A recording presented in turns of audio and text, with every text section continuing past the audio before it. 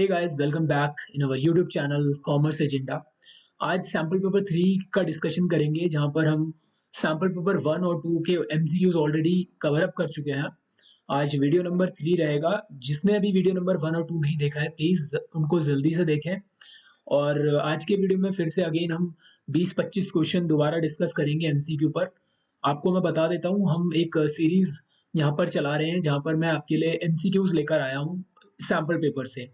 तो 20 sample papers का मेरा टारगेट है, जहाँ पर आपको 20 एमसीक्यूज देखने को मिलते हैं। पार्ट ए के अंदर 16 एमसीक्यू और पार्ट बी के अंदर 4 एमसीक्यूज। तो हमने वीडियो नंबर 1 में सैम्पल पेपर 1 डिस्कस कर लिया है, फिर देन सैम्पल पेपर 2, और आज हम सैम्पल पेपर 3 को शुरू करते हैं। चलिए एक एक करके क्वेश्चन स्टार्ट करते हैं, जैसे कि हम पहले की वीडियोस में भी कर चुके हैं। चलिए पहले क्वेश्चन पर आ जाते हैं फटाफट से, और क्वेश्चन पेपर को मैं करता हूँ नीचे। देखिए सारा क्वेश्चन पेपर लगा हुआ पूरा ऐसे सैम्पल पेपर ये। ठीक है, पहले हिंदी फॉर्मेट में आ रहा है, उसके बाद आपका इंग्लिश फॉर्मेट में आपको अपना क्वेश्चन ढूंढ लेना, ये रहा। तो जल्दी से पढ़ते हैं, टाइम बचाते हैं अपना। बोलता है राम श्याम पार्टनर है फॉर्म के अंदर, प्रॉफिट लॉस उनका 5:3 है। अब मैं आपको फास्ट फास्ट क्वेश्चन समझाऊंगा, क्योंकि मैंने वीडियो 1 और 2 में बहुत अच्छे से डिटेल में समझाया है हर चीज़ों को। मोहन एडमिट हो रहा है यहाँ पे न्यू पार्टनर 1/5 शेयर के लिए। लो जी, मोहन है ये। और मोहन लेकर आ रहा है 2.5 लाख एज ए कैपिटल, और 2 लाख रुपए शेयर का गुडविल का प्रीमियम लेकर आ रहा है। ठीक है, the value of the forms goodwill, बोला फॉर्म की गुडविल बताओ। तो आप खुद सोचो यार, जो भी फॉर्म की गुडविल होती है उसका ये 1/5 प्रीमियम लेकर आ रहा है कंपनी में, फर्म के अंदर, जो कि 2 लाख है। ये आपको गुडविल दिया हुआ है। किसका गुडविल? ये जब हम गुडविल निकाल रहे हैं, ये आपका मोहन का गुडविल है। तो एम्स गुडविल कैसे निकली होगी? जो फर्म की गुडविल थी उसका 1/5 2 लाख आया हुआ है। तो अगर आपको ये पता करना है फर्म की गुडविल कितनी थी, तो reciprocal 2 lakh multiply by 5 divided by 1, जो कि आंसर आएगा 10 लाख। तो डी इसका आंसर होगा, करेक्ट आंसर। ठीक है जी, चलिए फटाफट से नेक्स्ट क्वेश्चन पे मुझे भेजिए। तो ये रहा आपका कंप्यूटर स्क्रीन पर क्वेश्चन नंबर 2। डन।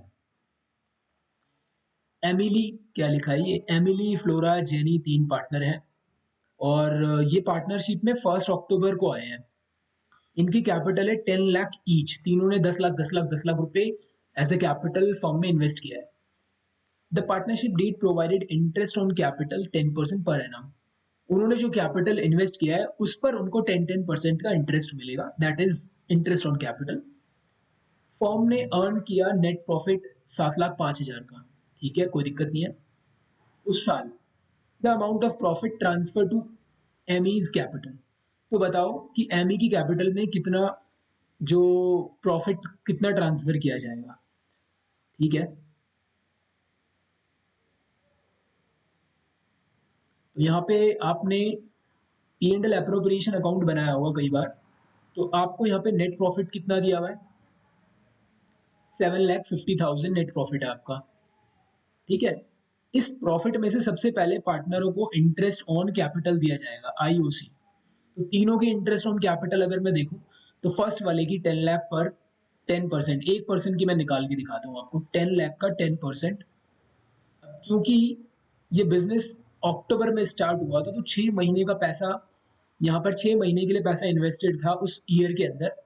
तो आपको 6 महीने का इंटरेस्ट यहाँ पे कैलकुलेट करना होगा, जो कि आएगा 10 लाख का 10% होता है 1 लाख, और उसका आधा कर दो 50,000। ठीक है, और 3 लोगों की बात कर रहे हैं, तो 50 एक का, दूसरे का भी 50, तीसरे का भी 50, तो 1.5 लाख रुपए इंटरेस्ट के नाम से तीनों को बांट दिया जाएगा। अब आपका जो प्रॉफिट बचेगा, देखो 750 में से, 7,50,000 में से 1,50,000 तो इंटरेस्ट चला गया। तो बचा कितना प्रॉफिट अब आपके हाथ में? तो यहाँ पे बैलेंसिंग फिगर आप निकालते हो जब आप P and L appropriation account बनाते हो। इस फिगर को मुझे बताओ, 750 में से 150 गया, 6 लाख बचेगा। ठीक है जी, अब 6 लाख का जो अमाउंट है वो बांटा जाएगा तीनों में, ऑब्वियस सी बात है, इन तीनों में। लेकिन इस क्वेश्चन में जहां तक मैं देख रहा हूँ, प्रॉफिट शेयरिंग रेशियो नहीं दिया हुआ है, तो हम मान लेते हैं इक्वली बांटा जाएगा। ठीक है, तो इक्वली बटेगा 2 लाख 2 लाख 2 लाख। तो हमें यहाँ पे एमई की कैपिटल में प्रॉफिट कितना गया वो बताना है। तो एमई हो चाहे फ्लोरा हो चाहे जिनी हो, 2 लाख का प्रॉफिट यहाँ पे गया हुआ है। ठीक है, ठीक है, आगे देखते हैं। पार्टनरशिप से एक और क्वेश्चन आया हुआ है। प्राखर राजन पार्टनर है 3:2 के रेशियो में और उनकी कैपिटल 10 लाख और 9 लाख दी हुई है। एडमिट करते हैं सिद्धार्थ को 1/5 शेयर के लिए भाई साहब आए हुए हैं। उनका जो न्यू प्रॉफिट शेयरिंग रेशियो है वो 2:8 सॉरी 12 8 और 5 है। 12:8:5 सेक्रीफाइसिंग रेशियो बताना है आपको। प्राखर और राजन ने कितने कितने रेशियो में सेक्रीफाइस किया हुआ है। ठीक है, तो यहाँ हमें सॉल्व करना पड़ेगा। मैं एक ट्रिक बताता हूँ आपको। अगर ये न्यू रेशियो नहीं दिया होता, थोड़ी देर की बात है, अगर ये नहीं दिया होता तो ओल्ड रेशियो ही आपका सेक्रीफाइस होता, चाहे आप कैलकुलेट करके देख लेना कभी। अभी इन्होंने न्यू रेशियो अलग दिया हुआ है, ओल्ड रेशियो अलग दिया हुआ है, तो सेक्रीफाइस रेशियो मैंने आपको निकालना सिखाया है, old ratio minus new ratio. तो हम एक बार प्राखर का अलग निकालेंगे और इधर राजन का अलग सेक्रीफाइस रेशियो निकालेंगे। तो जल्दी से बताओ, प्राखर का पहले ओल्ड क्या था 3/5 माइनस न्यू कितना है 12 अपॉन में, इसको टोटल करो 12 8 20 5 25, यहाँ 25 लिख देता हूँ। इधर बात करें तो 2/5 इसका ओल्ड है एंड माइनस इसका 8/25। अब इनका एलसीएम ले लो आप, या बेस्ट ट्रिक क्या है, नीचे के बेस बराबर कर दो। तो इन यहाँ पे मल्टीप्लाई 5 करेंगे तो 25 इधर भी हो जाएगा। तो जब आप नीचे डिनोमिनेटर में 5 मल्टीप्लाई करोगे तो नॉमिनेटर न्यूमिनेटर में भी आपको 5 से मल्टीप्लाई करना होगा। तो 5 5 यानी 15 हो जाएगा ऊपर। तो 15 माइनस 12/25, तो इसका नेट नेट आएगा 3/25। ठीक है, अब देखो सॉल्व करने से पहले ना मुझे पहले ही पता लग रहा है कि आंसर ए होना चाहिए, लेकिन फिर भी एक बार हम इसको पूरा सॉल्व कर लेते हैं, ये वाला पोर्शन भी।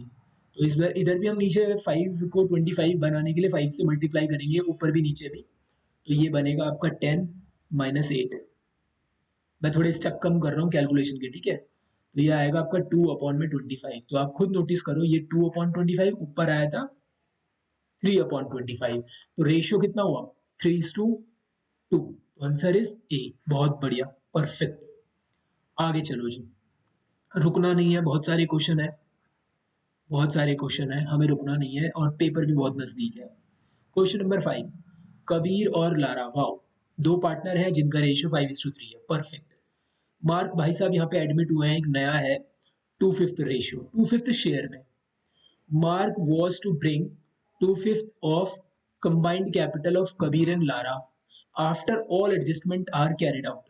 ठीक है, the capital of Kabir and Lara after all adjustment is this.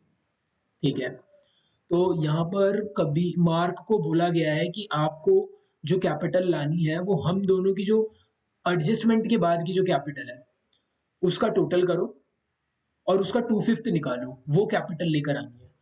तो इनको कर लो ना फिर आप टोटल, एक बार मैं इनको टोटल करता हूँ इन दोनों की कैपिटल जो आफ्टर एडजस्टमेंट है। तो ये निकल कर आएगी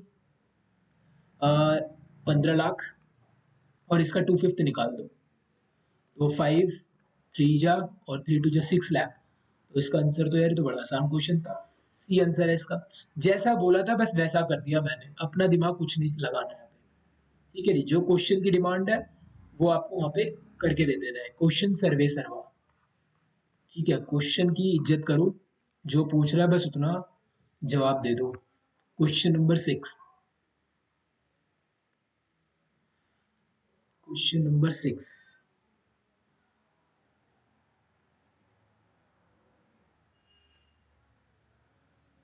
तो क्वेश्चन नंबर 6 में क्या बोलता है, असर्शन और रीजन आया हुआ इस बार।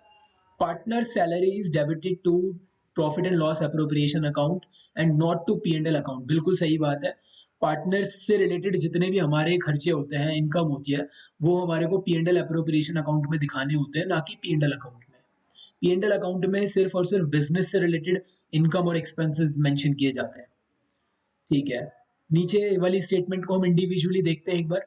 Partners salary is an appropriation of profit, it is not a charge against profit. बिल्कुल सही बात है यार भाई। जो देखो, क्यों हम सैलरी को एप्रोप्रिएशन ऑफ प्रॉफिट बोलते हैं, है ना, और इसको हम चार्ज अगेंस्ट प्रॉफिट नहीं बोलते, यही रीजन है, इसी की वजह से हम उसको P&L एप्रोप्रिएशन में दिखाते हैं। क्यों P&L एप्रोप्रिएशन में दिखाते हैं, क्योंकि वो एप्रोप्रिएशन ऑफ प्रॉफिट है। यानी प्रॉफिट का बंटवारा है वो। एप्रोप्रिएशन माने बंटवारा किसका? प्रॉफिट का। पार्टनर की सैलरी, पार्टनर को इंटरेस्ट ऑन कैपिटल जब आप देते हो, वो सब प्रॉफिट जो बचता है सारे खर्चे घटाने के बाद, उसका एप्रोप्रिएशन है वो। ठीक है। पार्टनर की जो सैलरी है that is not a charge against profit. वो आपका एज अ बिजनेस खर्चा नहीं है जो आप उसको as a charge, as a expense दिखाओगे, अपनी इनकम में से घटाओगे, ये सब नहीं है वो एक ऐसी चीज है पार्टनर सैलरी जो बिजनेस के सभी खर्चे घटाने के बाद जो प्रॉफिट बचेगा उसमें से उसको जो है सेट ऑफ किया जाएगा। That's why it is called appropriation of profit. तो ये दोनों अपने आप में बिल्कुल सही है और जो रीजन है वो असर्शन का बिल्कुल परफेक्ट रीजन है। तो आंसर विल बी, ध्यान से पढ़ना, ए। अच्छा, कई बार ना हमारे दिमाग में ये हो जाता है कि जब दोनों सही है और रीजन इसका है तो वो ज्यादातर ए में ही आंसर देता है, लेकिन बोर्ड में एग्जाम में आपको एग्जामिनर घुमा सकता है। यानी ये वाली स्टेटमेंट वो कई बार आपको सी में या बी में भी लिख सकता है। तो आंख बंद करके ए में आपको टिक नहीं लगा के आना है, आपको पूरा पढ़ लेना है। जहाँ पे बोले कि both are correct and reason is correct explanation of ये, तो थोड़ा एक बार नजर मार लेना है वहाँ पे। ठीक है जी। कोई भी क्वेश्चन अगर आपको समझ नहीं आ रहा है तो प्लीज कमेंट सबके लिए ओपन है, वहां पर जाएं और फ्री में कमेंट करें, मैं सबका जवाब दूंगा।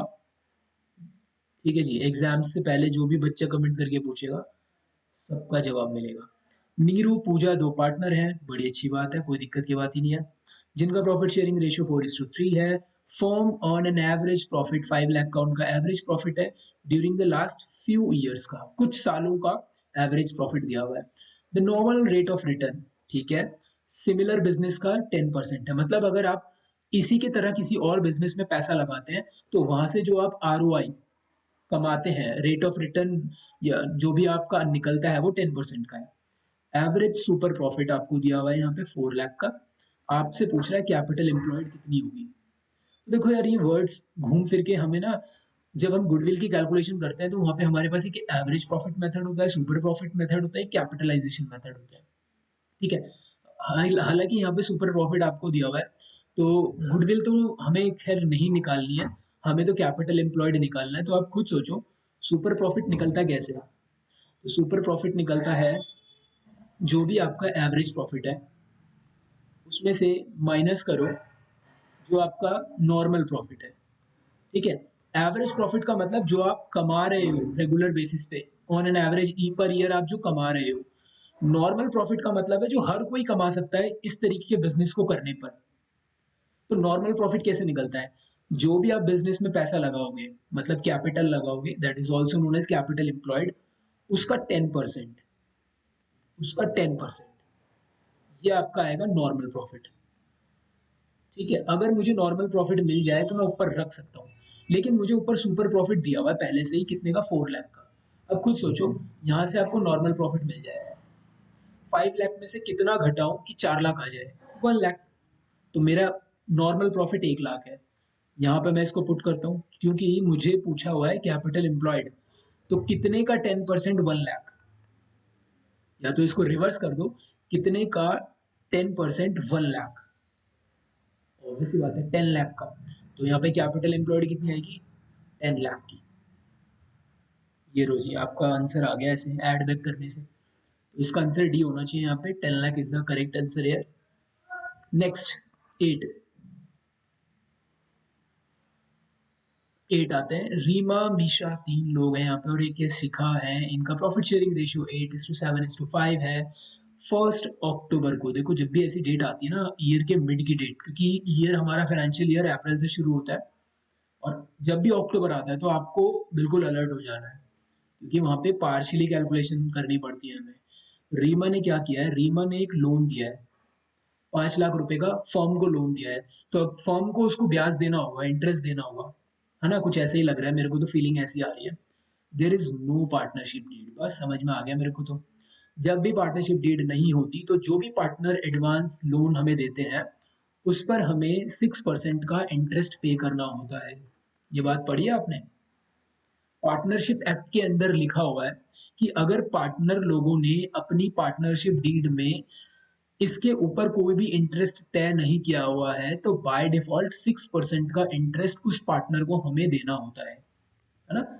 यानी पार्टनरशिप फर्म को अपने पार्टनर को इंटरेस्ट कितने रेट से देना होगा, 6% से, if it is not mentioned in the partnership deed. तो साफ बोल रहा है यहाँ पे डीड बनी ही नहीं है। फर्म का प्रॉफिट कितना है before charging interest on Reema's loan, तो इस इंटरेस्ट को हटाने से पहले का जो वो प्रॉफिट है दिस इज 250। क्वेश्चन में क्या, तो क्वेश्चन में पूछा हुआ है द अमाउंट ऑफ प्रॉफिट, अब ध्यान से सुनना, amount of profit credited to Shikha account, यानी प्रॉफिट का कितना हिस्सा, देखो टोटल प्रॉफिट तो ये दिया हुआ है ना, और ये before charging interest on this, मतलब इसमें से अभी रीमा का जो लोन का अमाउंट है वो घटा नहीं है। तो वो पूछ रहा है शिखा शिखा के कैपिटल अकाउंट में कितना प्रॉफिट क्रेडिट होगा। शिखा ये थर्ड वाली लड़की है। तो देखो सबसे पहले हमारा प्रॉफिट कितना था फर्म का, दिस, तो इसमें से सबसे पहले इंटरेस्ट ऑन लोन जो पार्टनर का है वो हम पे कर देते हैं, जो कि कितना बनेगा, यहाँ मैं उसे कैलकुलेट करता हूँ। 5 लाख उसने दिया था, 6% का इंटरेस्ट उसे मिलेगा, और ये मिलेगा 6 महीने का, क्योंकि उसने अक्टूबर में लोन दिया था। तो ये अगर आप कैलकुलेट कर लेते हैं तो 5 6 30, 30,000 रुपये का ब्याज आ रहा है इसको कैलकुलेट करके, और इसका हाफ कर दो तो 15,000 आ रहा है। अब ये जो 15,000 है ना, ये पीएनएल अकाउंट में मेंशन होता है, तो हम पहले इसको ऊपर ही खत्म कर देंगे जो हमारा पीएनएल अकाउंट होगा। ये एक प्रॉफिट, चार्ज अगेंस्ट प्रॉफिट है ये। तो अब जो हमारा प्रॉफिट बच रहा है ये अप्रोप्रिएट होगा, अप्रोप्रिएशन होगा, इसका बटेगा ये पार्टनरों में, जैसे इसमें से इंटरेस्ट ऑन कैपिटल दिया जाएगा, सैलरी दी जाएगी, वो सब चीजें। ये पहले हमने फाइनल प्रॉफिट निकाला उस इंटरेस्ट को घटाने के बाद। अब ऑब्वियस ये बात है क्वेश्चन के अंदर ऐसी कोई भी चीज नहीं है, पहली बात तो यहाँ पे डीड ही नहीं है, तो जब डीड ही नहीं है तो कोई भी चीज तो इनको मिलने वाली नहीं है, सीधा प्रॉफिट ही तीनों लोगों को मिलेगा, ठीक है। और इन्होंने रेशियो यहाँ पे मेंशन किया हुआ है 875 का, तो इसमें हम इसको बांटते हैं और सिर्फ शिखा का पता करते हैं। शिखा यहाँ पे फिर ये 5 अपॉन में टोटल करके देखेंगे, 12 20, 5/20, तो 2 लाख का 5/20 कर लेते हैं हम सीधा सीधा। ये बनेगा आपका करीबन करीबन 50,000 इसकी वैल्यू आएगी आपकी। तो आंसर में चेक करते हैं 50,000 आ रहा है कि नहीं आ रहा है। यस, तो C will be the correct answer. अच्छा सारी चीजें कैलकुलेट मत करना यार, एग्जाम में आप कर रहे हो यहाँ 50,000 लिख रहे हो, ये सब नहीं। जब आपको दिख गया 50,000 आ रहा है, 5 आ रहा है, 5 कहाँ आ रहा है, ये रहा 5, आंसर लगाओ भरा हो, ठीक है। नेक्स्ट क्वेश्चन नंबर 9, ये थियोरेटिकल क्वेश्चन है, बहुत प्यारा क्वेश्चन है, इजीली हो जाएगा। पढ़ते हैं एक बार। The business of the partnership firm may be carried on by all और द पार्टनर और any of them acting for all, ठीक। साफ सीधी सी बात है यार, इसको म्यूचुअल एजेंसी कहते हैं। म्यूचुअल एजेंसी में क्या है, सभी पार्टनर एक दूसरे के लिए एज अ एजेंट काम करते हैं, और मतलब हर पार्टनर एक दूसरे का प्रिंसिपल है और एक दूसरे के लिए एजेंट है। तो ये लाइन बिल्कुल याद रखनी है आपको, ये पार्टनरशिप फर्म का फीचर भी है, और इसका इसको क्या बोलते हैं, mutual agency. Why this is because of mutual agency. Done. तो पूछ भी रहा था above statement highlights which of the following feature of the partnership firm, तो ये सारे ही फीचर्स हैं। इस फीचर्स की वजह से क्या होता है कि सभी पार्टनर बिजनेस को एक दूसरे के लिए रन कर रहे होते हैं, यानी सभी एक दूसरे के लिए काम कर रहे हैं, यही वो बोलना चाह रहा है। Carried on by all the partners, सभी के द्वारा चलाया जा रहा है, and any of them acting for all, सब एक दूसरे के लिए काम कर रहे हैं, सब बिजनेस को चला रहे हैं, सब बिजनेस के लिए काम कर रहे हैं और एक दूसरे के लिए भी काम कर रहे हैं, दैट्स इट। ठीक है, आगे चलते हैं। 10, मैं डिटेल में समझाना चाहता हूँ इस म्यूचुअल एजेंसी को, लेकिन यहाँ नहीं समझा सकता। अगर ये टॉपिक चल रहा होता तो मैं बहुत अच्छे से और समझाता, बट नहीं, आप बोलेंगे तो समझा दूंगा, अभी नहीं, ठीक है। बोलता है दीक्षा लिमिटेड इनवाइट करती है application for issuing 1 lakh equity share, 10 रुपए का एक है, ठीक है, और प्रीमियम 10% प्रीमियम पे, तो मैंने 10 का शेयर वो 11 रुपए में इशू कर रही है लोगों को। The whole amount was payable on the application, सारा पैसा एप्लीकेशन पर आ चुका है। Application were received 3 lakh equity share, 3 lakh लोग, मतलब 3 लाख शेयर्स के लिए लोगों ने अप्लाई कर दिया, ओवर सब्सक्रिप्शन। हमने इशू कितना किया, 1 लाख, लोगों ने अप्लाई कितने के लिए कर दिया, 3 लाख, और इस 3 लाख पे सबने 11 11 रुपए भी दे दिए होंगे। तो पूछता है the company decided to allot the share on pro rata basis पे, कंपनी इनको शेयर देगी। देखो प्रोराटा बेसिस का मतलब है कि जितना जिसका शेयर है उसी प्रोपोर्शनेट में उनको वो शेयर दे देगी, ठीक है। To all the applicants the amount refunded by the company. अब सुना मेरी बात, 1 लाख वाले जो लोग होंगे, उनको तो उनका 1 लाख का शेयर दे देगी, लेकिन जो 2 लाख एक्स्ट्रा आए हुए हैं और इन्होंने जो 11 रुपए दिए हैं, इनको वो रिफंड करेगी। This is called the pro rata ना, ठीक है? इसके लिए बस थोड़ी-सी ढूँढना पड़ता है कि किन-किन लोगों को हमें शेयर देना है और किन लोगों को हमें पैसा रिफंड करना है। ये थोड़ी-सी छानबीन करनी पड़ती है, इसके लिए डिटेल्ड काम है, यहाँ नहीं समझेंगे हम इस बात को। लेकिन हमने ये देखा कि हम 1 लाख वालों को उनका शेयर दे देंगे और बाकी 2 लाख वालों को हम क्या कर देंगे, रिफंड कर देंगे। कितना? 11-11 रुपए, यानी 22 लाख रुपए हम रिफंड करेंगे और रिफंड का अमाउंट उसने हमसे पूछा है। इसका आंसर क्या होना चाहिए? ए आंसर होना चाहिए। करेक्ट है, बिल्कुल करेक्ट है। ठीक है जी, 22 हमारा आंसर आ गया इसका। नेक्स्ट आते हैं, ये क्वेश्चन भी हम पहले देख चुके हैं जहां तक मुझे ध्यान आ रहा है।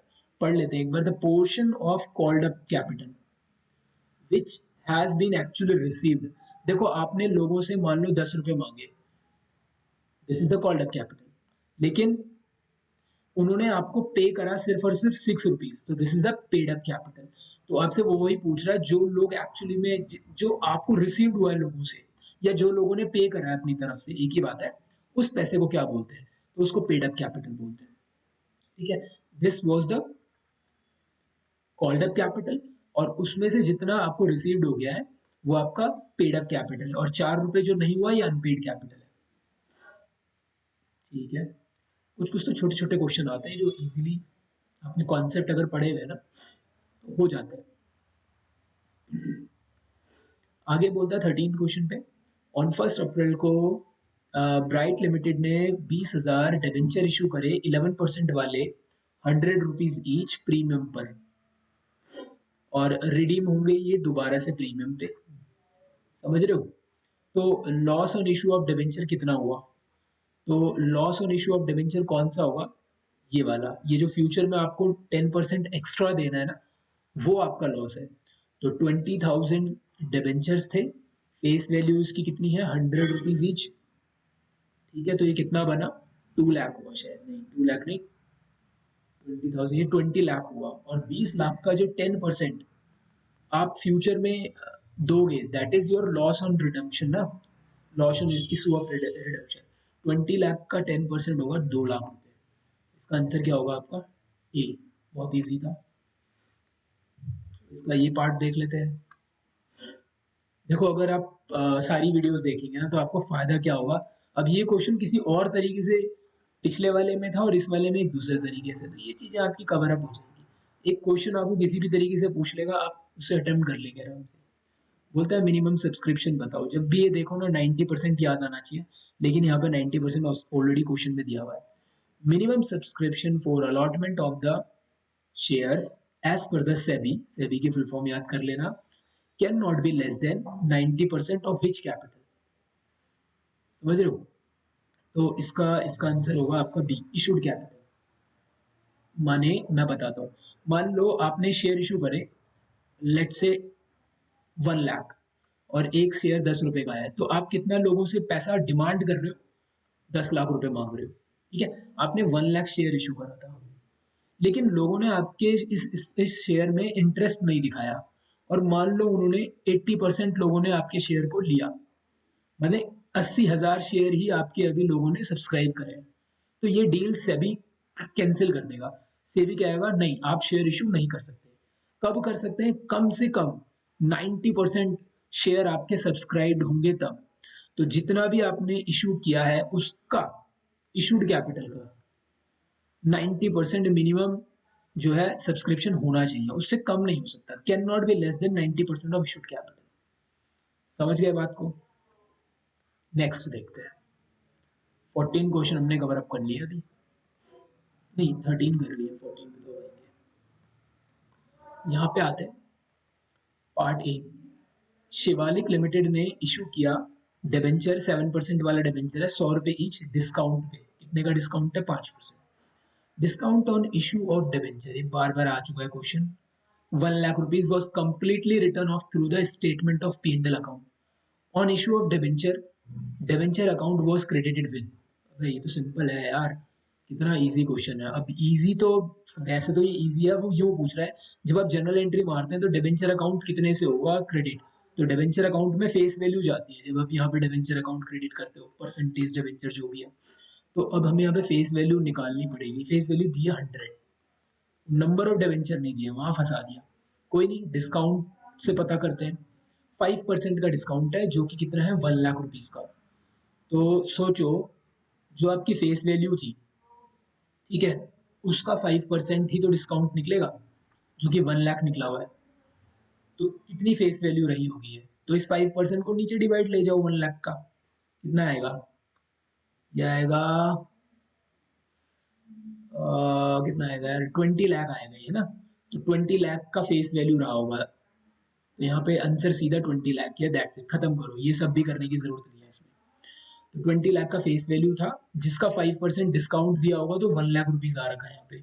और ये 1 लाख का जो डिस्काउंट है, ये पूरा का पूरा राइट ऑफ हो चुका है statement of profit and loss से, उसका हमें कोई लेना देना नहीं है। कुल मिला के हमें यहाँ पे फेस वैल्यू पता करनी थी पूरे डिबेंचर्स की, 20 लाख रुपीज। नेक्स्ट, बी, किया लिमिटेड ने 2 लाख डिबेंचर इशू करे, 100 ईच, ठीक है, और 10% डिस्काउंट पे करे, ठीक है जी। Interest is payable half yearly on September, every half year सितंबर में ये इंटरेस्ट पे करते हैं। तो साल की बात करूं तो पहले 30 सितंबर, और फिर 31 मार्च को इन्होंने जो है 10% के रेट से इंटरेस्ट पे करा है। नहीं, 10% नहीं, 8% के रेट से इंटरेस्ट। तो ये वाला पोर्शन है, ये तो आपका डिस्काउंट का था। तो बोलता है interest return of on 31 March 2024 was. तो इंटरेस्ट कितना रिटर्न ऑफ होगा, अब ध्यान से सुनना। साल में एक बार इसने इधर इंटरेस्ट की एंट्री मारी होगी, और एक बार लास्ट में, ठीक है। तो ये पूरे साल का जो P&L बनेगा, ये इंटरेस्ट दोनों इसी में ही चले जाएंगे। इसी को राइट ऑफ करना बोलते हैं। बेसिकली इंटरेस्ट का जो आपने एंट्री मारी थी, वो बाद में कहाँ ट्रांसफर होगा, P&L अकाउंट में। तो कितना होगा, वो 31 मार्च को पूछ रहा है, वो सितंबर को नहीं पूछ रहा। 31 मार्च मतलब इस ईयर के जितने भी आपने इंटरेस्ट दिए हैं, वो सारे P&L में राइट ऑफ हो जाएंगे। तो हमें दोनों ही निकालना है। तो हम पहला निकाल लेते हैं। 2 लाख डिबेंचर्स हैं, 100 रुपीज ईच। तो 2 लाख का 20 लाख, 2 करोड़ रुपए बनता है, ठीक है। तो 2 करोड़ का 8% बता दो मुझे, 2 करोड़ का 8%, 8 टू जा 16 लाख, ये रहा 16 लाख, ठीक है, ये रहा 16 लाख। अब देखो हाफ ईयरली का भी मतलब मैं बता देता हूँ। जब आप सितंबर में निकालेंगे, तो आप क्या करोगे, 2 करोड़ का जब 8% निकालोगे, 2 करोड़ का 8% निकालोगे, तो 6 महीने का करोगे उसको, समझ रहे हो। फिर अगला दोबारा अगले 6 महीने के लिए भी यही काम करोगे, ये 6% ऐसे निकालोगे। तो मैंने क्या करा, मैंने सीधा पूरे एक साल का ही निकाल लिया, क्योंकि ये जो 8% है ना, ये पूरा पर एनम पर ईयर का है। तो आप 2 बार में निकालो, आधा आधा करके, या फिर एक बार में एक साल का निकाल लो, तो वो 16 लाख ही आएगा बेसिकली इसका आंसर। ठीक, ये चीजें, इनसे टाइम बचा रहा है आपको। लो भाई, अब आ गया आपका दोबारा पार्टनरशिप। तविश, उमेश, वरुण 3 पार्टनर है जिनका प्रॉफिट शेयरिंग रेशियो ये है। तविश रिटायर हो गया, उमेश वरुण ने डिसाइड किया कि अपना प्रॉफिट शेयरिंग लॉस जो है हम रेशियो 5:3 रखेंगे। तो मुझे बताओ उमेश ने कितना गेन किया। तो गेनिंग निकालने के लिए आपको बता रखा है गेनिंग रेशियो कैसे निकलता है। सेक्रीफाइस का उल्टा है, new ratio minus old ratio. तो उमेश का पूछ रहा है, वरुण का तो पूछ नहीं रहा, तो हम उमेश का ही निकालेंगे सीधा सीधा।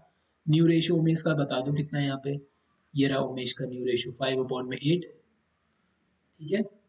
और इसमें से हम ओल्ड घटाएंगे, उमेश का ये मिडिल वाला है, 3/4, 4 3 7 2 9, 3/9, 3/9। इसके बेस बराबर हम कैसे करते हैं, या तो हम एक काम करते हैं, इसको एलसीएम कर लेते हैं। तो 9 8 जा 72, ठीक है। अब थोड़ा आंसर यहीं से देखो तो सबके नीचे 72 है।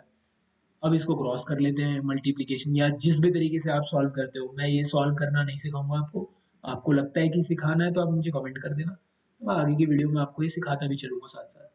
9 5 जा कितना होता है, 45, और 8 3 जा 24, इसको माइनस कर लो। तो 24 से 34, 44 20 21, ये रहा जी इसका आंसर, ये आएगा 21/72। क्वेश्चन नंबर 16 का ए देख लेते हैं। अजीत, विश्वास और चित्रा 3 पार्टनर है जिनका रेशियो 5:3:2 है। विश्वास यहाँ पे डेट कर जाता है 30 सितंबर को, ठीक है। यानी उसने अप्रैल, मई, जून, जुलाई, अगस्त, सितंबर 6 महीने काम किया था फर्म में। द फर्म क्लोज करती है अपनी बुक्स 31 मार्च को एवरी ईयर। विश्वास share of profit till the date of death from the last balance sheet date was to be calculated on the basis of sale। अब देखो, सेल के basis पे ये क्या करेंगे, ये ईयर है आपका, ये भाई साहब कब डेथ कर गए, सितंबर में।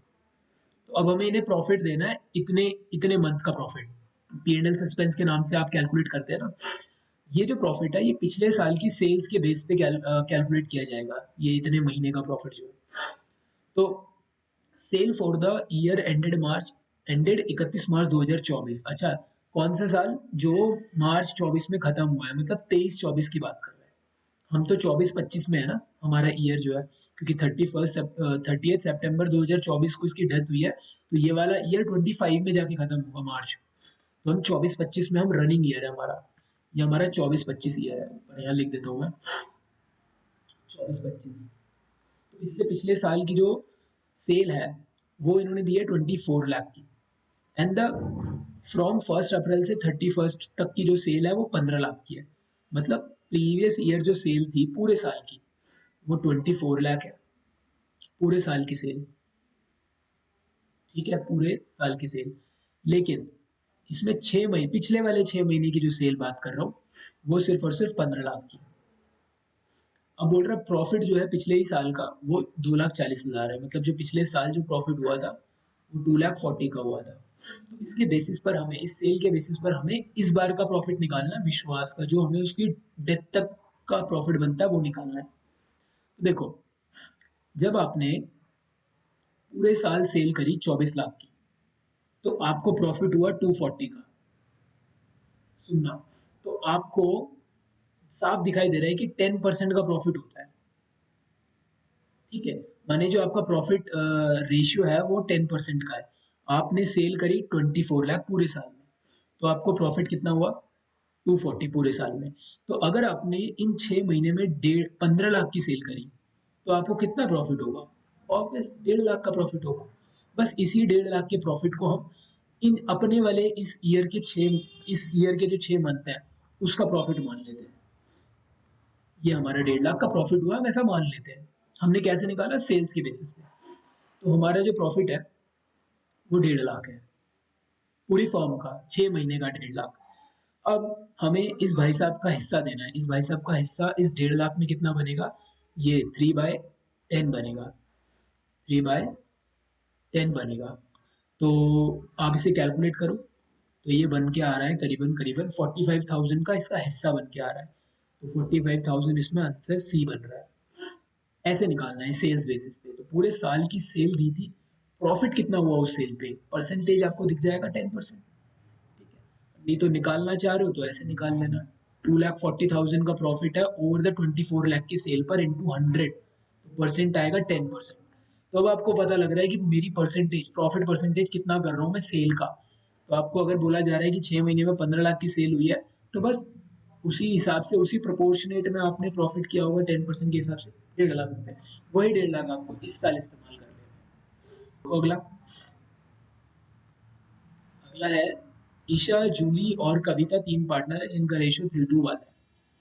द फर्म क्लोज करती है अपनी बुक्स ऑन एवरी 31 मार्च, 12 जून को। अब फिर डेट जब की बीच में आती है ना, हमें अलर्ट हो जाना चाहिए। कविता डेट कर गई 12 जून को, यानी अप्रैल, मई और जून मिड में आता है, तो 2.5 महीने इसने काम किया है।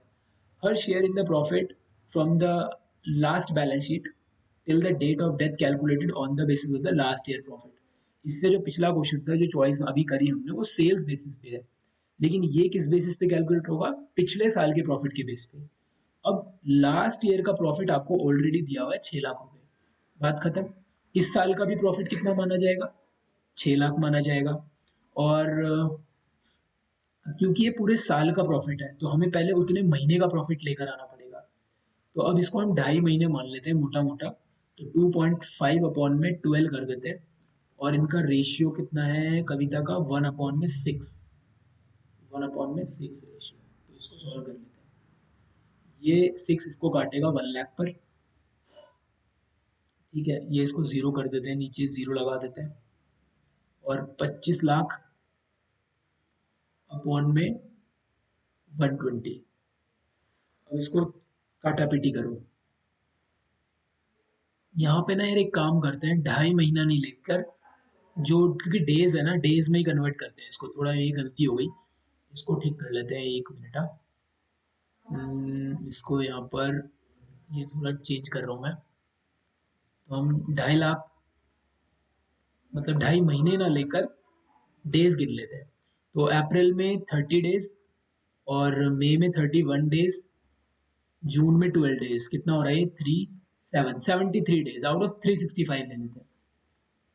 73 अपॉन में 365, ठीक है। इतने दिन का प्रॉफिट पता करना है हमें। पूरे साल का दिया हुआ है 6 लाख, और इसका जो रेशियो है वो इसका हिस्से का प्रॉफिट आ जाएगा 1/6। तो जब आप इसे कैलकुलेट करोगे, ये काटो इसे, 73 को इससे काटोगे, ये कुछ 2 आएगा, मेरे को लग रहा है 2 नहीं, कितना आएगा? काटो यार, कैलकुलेटर यूज कर लूँ क्या मैं? नहीं, मैं भी आपकी तरह ही इसे काटूंगा, यहाँ पे डिवाइड करूंगा, क्योंकि मैं एग्जाम दे रहा हूँ आपकी तरह, जैसे फील कर रहा हूँ। तो कैसे है भाई? 73, अब देखो 3 है पीछे, तो 3 की टेबल में 5 कितनी बार में आता है? 3 5 जा, तो ये कुछ 5 जा यानी 15, 5 हो, ये तो 5 से इंटू करेंगे इसे, 5 आधा करेंगे, 5 से कटेगा, बिल्कुल सही है ये, ठीक है। और फिर 6 से ये 1 कट जाएगा, 1 लाख, और ये 5 से इसे काटेंगे तो 20,000 बनेगा ये। तो इसका आंसर है 20,000, ये ना, ए में आंसर है इसका 20,000। तो 12, ये जब भी बीच की मिडिल कोई डेट आती है ना, 18, 12, 11, तो आप कोशिश करना ये ऐसे ही 365 से डिवाइड करना, डिवाइड बाई 12 मत करना, क्योंकि पूरा मंथ कैलकुलेट नहीं हो रहा ना, 2.5 लेना ठीक नहीं है वहाँ पे। 2.5 से भी करोगे तो आप 20,000 के आसपास नियरेस्ट वैल्यू आएगी, फिर आप अप्रोक्सीमेट करके 20,000 लगा सकते हो, ऐसा कुछ नहीं है यहाँ पे। तो हमने यहाँ पे 16 क्वेश्चन, पार्ट ए के 16 क्वेश्चन कंप्लीट कर लिए, और इवन हमने बोनस क्वेश्चन भी करे, जैसे कि ये और करके होता है, तो 20 नहीं, करीबन हम पूरे सैम्पल पेपर से करीबन 25 क्वेश्चन यहाँ पे प्रैक्टिस कर लेते हैं। मैं आपको बार बार डे 1 से यही बोले जा रहा हूँ। अब हम आते हैं यहाँ पे पार्ट बी में, फटाफट से पार्ट बी के अंदर आते हैं। हमारी प्यारी सी थर्ड बुक जो है 27 से शुरू होता है, देखो याद होने लग गए, है ना। तो सैम्पल पेपर करने का यही फायदा होता है कि आपको याद होता है कि मेरा पार्ट बी कहाँ से शुरू हो रहा है, कौन से क्वेश्चन नंबर से शुरू हो रहा है। तो पूरी माइंड मैपिंग आप पहले से करके जाओगे तो आपके लिए बेटर होगा। कहाँ से शुरू हो रही है, ठीक है, ये 27 क्वेश्चन पे टारगेट करना है सीधा। 25, 26, 26, 27, बड़ा देर लगा दिया, हिंदी का पोर्शन है ये रहा 27। तो इसको करते हैं हम। क्विक रेशियो आपको दिया हुआ है 2:1, which of the following transaction will decrease this ratio. फिर बताऊंगा, हालांकि पिछले वीडियो में भी बताया था कि कोई भी रेशियो डिक्रीज कैसे होता है। तो मान लेते हैं आपका क्विक रेशियो यहाँ पे आया है। अब कैसे आया होगा? आपने पहले तो क्विक एसेट्स ऊपर लिखे होंगे, फिर नीचे करंट लाइबिलिटी, और जो भी वैल्यू कट के आई होगी वो 2 और नीचे 1 आया होगा, ठीक है। अब मान लेते हैं कि ये कुछ वैल्यूज थी, लेट से ये वैल्यू थी, क्या ले लूं मैं इस वैल्यू को, चलो 5 लाख ले लेता हूँ, ठीक है। और इस वैल्यू को ले लेता हूँ 2.5 लाख रुपए।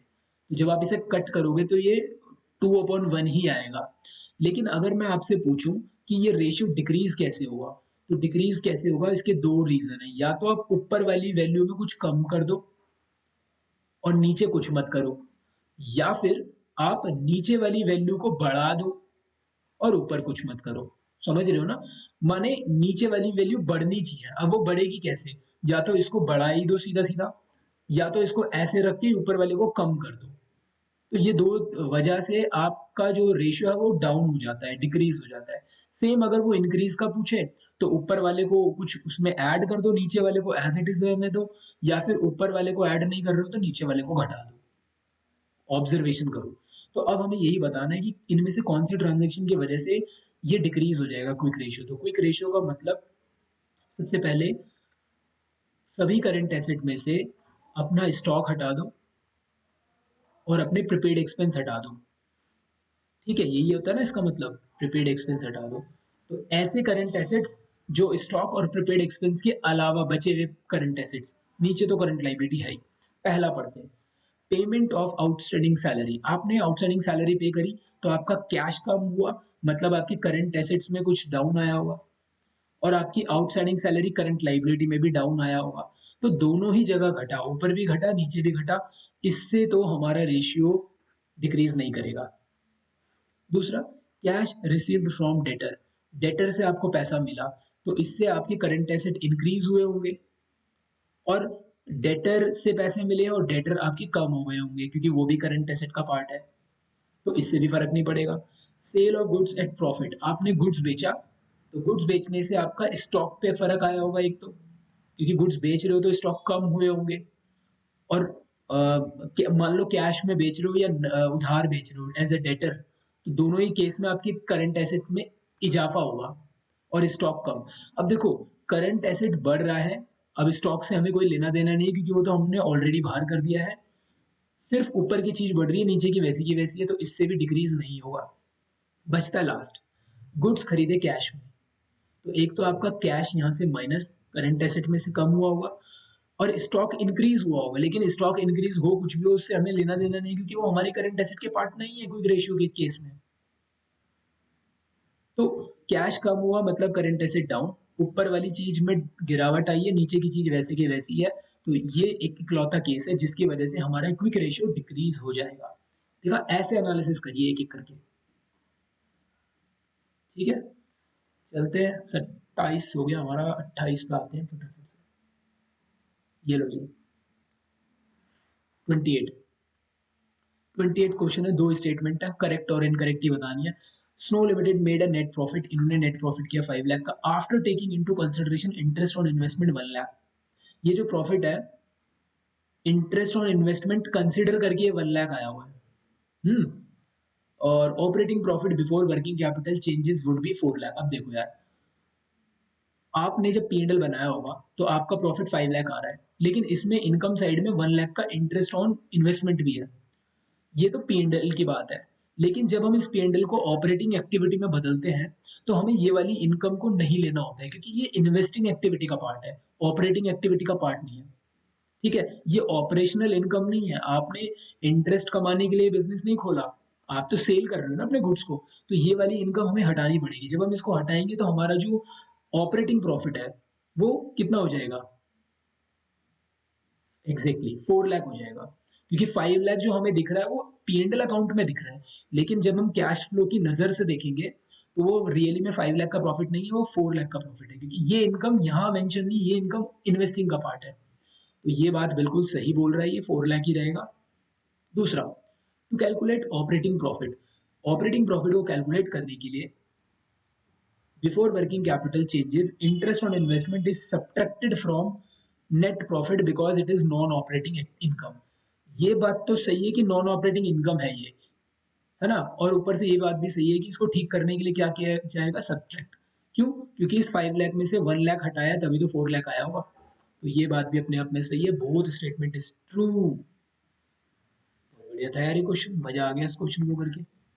28, लो जी, यार मैं भी आप ही के सामने सॉल्व कर रहा हूँ। ठीक, 29 में देखते हैं, द टूल ऑफ एनालिसिस, बार बार बोल रहा हूँ, फाइनेंशियल स्टेटमेंट को एनालिसिस करने के जो टूल्स हैं वो क्या क्या हैं, ये क्वेश्चन आपको पता होना चाहिए। दूसरा, फाइनेंशियल स्टेटमेंट के अंदर क्या क्या आता है, ये मैं आपको पहले बता चुका हूँ, अब नहीं बताऊंगा। विच इंडिकेट्स द ट्रेंड, कौन सा इनमें से टूल जो है ट्रेंड को इंडिकेट करता है। तो पहले भी ये रिपीटेड क्वेश्चन है, कंपैरेटिव स्टेटमेंट, क्योंकि कंपैरेटिव स्टेटमेंट में आप particularly year wise year data देख रहे होते हैं कि ये वाला साल पिछले साल से ग्रो करा है या डाउन गया है, तो उससे ट्रेंड पता चलता है। जब आप 4-5 सालों को कंपेयर करके देखते हैं, वहां पे आप ट्रेंड देख पाते हो कि ये चीज बढ़ रही है या घट रही है। तो comparative statement is a tool of analysis that shows the trend and direction of the financial position, that's. Next है, और में पूछा है, while preparing common size statement, जब आप कॉमन साइज स्टेटमेंट बनाते हो, सॉरी कॉमन साइज स्टेटमेंट बनाते हो ऑफ P&L का, प्रॉफिट एंड लॉस का, तो आप हर आइटम को एक्सप्रेस करते हो परसेंटेज में, किस चीज के परसेंटेज में? Revenue from operation. जिसने भी अब यहाँ पे P&L लिखा है, हालांकि इसको इनकम स्टेटमेंट बोलोगे आप। इनकम स्टेटमेंट जब आप बनाते हो तो सारी चीजें रेवेन्यू फ्रॉम ऑपरेशंस पर ही एज अ परसेंटेज कैलकुलेट की जाती है। और बैलेंस शीट के अंदर जब आप कॉमन साइज स्टेटमेंट बनाते हो तो वहां पे लाइबिलिटीज केस में टोटल लाइबिलिटीज और एसेट्स के केस में टोटल एसेट्स को वहां पे उसका परसेंटेज कैलकुलेट करके एक्सप्रेस किया जाता है। ठीक है, ये सब छोटी छोटी बातें ध्यान रखनी है, यहाँ से क्वेश्चन बन रहे हैं। चलो जी अगला, बस होने वाला है, थोड़े से क्वेश्चन और रह रहे हैं, फिर अगली वीडियो में अगले सैम्पल पेपर के साथ मिलेंगे। तो 30th क्वेश्चन नंबर है, कैश फ्लो स्टेटमेंट प्रिपेयर किया जाता है according with, yes, accounting standard 3 के तहत इसको बनाया जाता है। तो हमारे बहुत सारे एएस होते हैं अकाउंटिंग स्टैंडर्ड्स, तो अकाउंटिंग स्टैंडर्ड 3 है जिसमें हमें कैश फ्लो स्टेटमेंट कैसे बनेगा, क्या क्या इसके रूल्स रेगुलेशंस हैं, वो सारे यहाँ बताए हुए हैं। ठीक है जी, किसी कंपनी एक्ट में नहीं है, किसी स्टैंडर्ड 26 में नहीं है, इसमें है। तो आपने थोड़े से स्टैंडर्ड्स भी देख के चले जाना, है ना, तो सारे स्टैंडर्ड्स जो है थोड़े बहुत याद रहेंगे, काम काम के, खासकर एक 3 यही सब पूछता है, ये 2-3 ही पूछता है, तो वो आपके लिए ठीक रहेगा। स्टैंडर्ड्स पे क्वेश्चन आया है ना, इसीलिए बोल रहा हूँ। 3 तो याद होना चाहिए, कैश फ्लो का है। ये लीजिए इसका दूसरा क्वेश्चन, इनमें से कौन सी स्टेटमेंट करेक्ट है? जल्दी पढ़ते हैं। Proceeds money collection from sale of goods, जो आपने गुड्स बेचा उससे जो भी आपको प्रोसीड्स आएंगे, कलेक्शन आया है, will result in cash outflow from operating activity. देखो, ऑपरेटिंग एक्टिविटी तो ठीक है, लेकिन जो पैसा आ रहा है वो आउटफ्लो नहीं है ना, वो तो इनफ्लो है, तो गलत बात है ये तो। पेमेंट ऑफ डिविडेंड, डिविडेंड की पेमेंट कर रहे हो, विल रिजल्ट आउटफ्लो, बिल्कुल सही। फ्रॉम इन्वेस्टिंग, डिविडेंड पेमेंट करना तो फाइनेंसिंग एक्टिविटी का पार्ट होता है, तो ये भी गलत बात है। देखो यहाँ पे दोनों चीजें हैं, एक्टिविटी भी ध्यान रखनी है और आउटफ्लो इनफ्लो ये भी पता लगाना है। तो आउटफ्लो इनफ्लो तो आराम से पता लग रहा है, पेमेंट है तो आउटफ्लो होगा, लेकिन एक्टिविटी गलत है। सेल ऑफ मशीनरी, मशीन बेची आपने, क्या ये आउटफ्लो है? नहीं, ये तो इनफ्लो है यार, पैसा आ रहा है ना, मशीन बेच के पैसा आएगा। इन्वेस्टिंग एक्टिविटी तो ठीक था, लेकिन आउटफ्लो गलत है, इस वजह से ये स्टेटमेंट बिल्कुल गलत है। पेमेंट ऑफ एम्प्लॉय, आप एम्प्लॉय के कुछ खर्चे होते हैं जो भी उनको सैलरी वैलरी वो पेमेंट कर रहे हो, विल रिजल्ट इज आउटफ्लो, बिल्कुल ठीक है। एंड ये ऑपरेटिंग एक्टिविटी का पार्ट है, बिल्कुल सही है, डी इसका करेक्ट आंसर है। ठीक है, कैसी लग रही है वीडियो, प्लीज नीचे कमेंट करके मुझे जरूर बताना। हो गया क्या? रह रहा है, हाँ। तो सारे क्वेश्चन हमने कर लिए हैं बहुत बढ़िया से, मजा आ गया भाई, अच्छा सैम्पल पेपर था, और सैम्पल पेपर धीरे धीरे करके लाएंगे। कैसा लगा वीडियो, कैसी लगी मेरी मेहनत? अगर आपको ठीक लग रही है, अच्छी लग रही है, सब्सक्राइब कर लेना चैनल को, और शेयर कर लेना अपने दोस्तों के साथ वीडियो को, लाइक ज़रूर करना, और एक प्यारा सा कमेंट ज़रूर करके मेरा मोटिवेशन बूस्ट करना, जैसे मैं आपके लिए मेहनत कर रहा हूँ, आप भी थोड़ी सी मेहनत करना। तो आज के लिए इतना ही, मिलते हैं नेक्स्ट वीडियो में, टिल देन की practice, take care, bye bye, signing of.